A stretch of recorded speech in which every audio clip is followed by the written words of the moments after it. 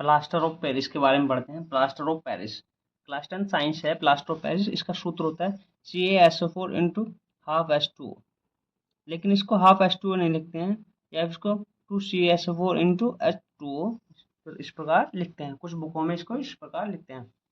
Plaster of Paris, plaster of Paris gypsum को 373 degree kelvin पैमाने के ताप पर गर्म करने पर यह जल के अणुओं को त्याग कर यह कैल्शियम सल्फेट अर्ध हाइड्रेट या hemihydrate CaSO4 into half H2O बनाता है, जिसे प्लास्टर ऑफ पेरिस कहते हैं। जिसे प्लास्टर ऑफ पेरिस कहते हैं।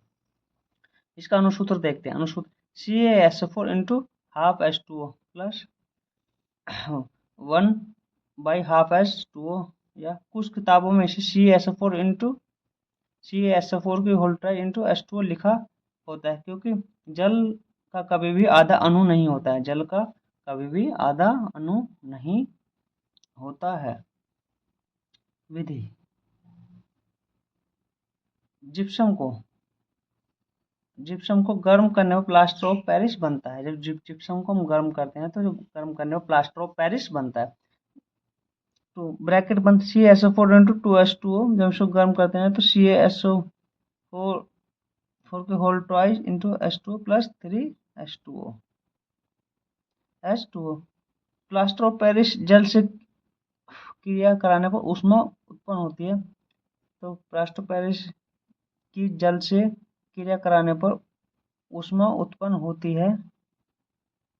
यह शीघ्रता से जिप्सम में बदलकर जम जाता है। इस क्रिया को प्लास्टर ऑफ पेरिस का जमना कहते हैं।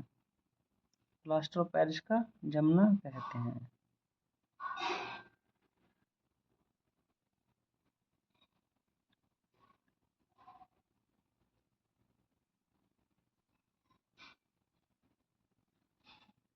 प्लास्टर ऑफ पेरिस की जल से क्रिया करने पर ऊष्मा उत्पन्न होते हुए शीघ्रता से जिप्सम में बदलकर जम जाता है। इस क्रिया को प्लास्टर ऑफ पेरिस का जमना कहते हैं।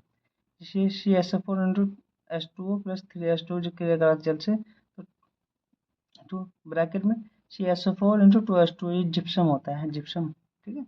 इसका उपयोग हड्डी के टूटने पर इसका प्लास्टर ऑफ पेरिस चढ़ाते हैं, ठीक है। सांचे और मॉडल बनाने में। नंबर 3, मूर्ति और खिलौने बनाने में प्लास्टर ऑफ पेरिस का उपयोग करते हैं। वीडियो पसंद आए तो लाइक करें। मिलते हैं नेक्स्ट में। धन्यवाद।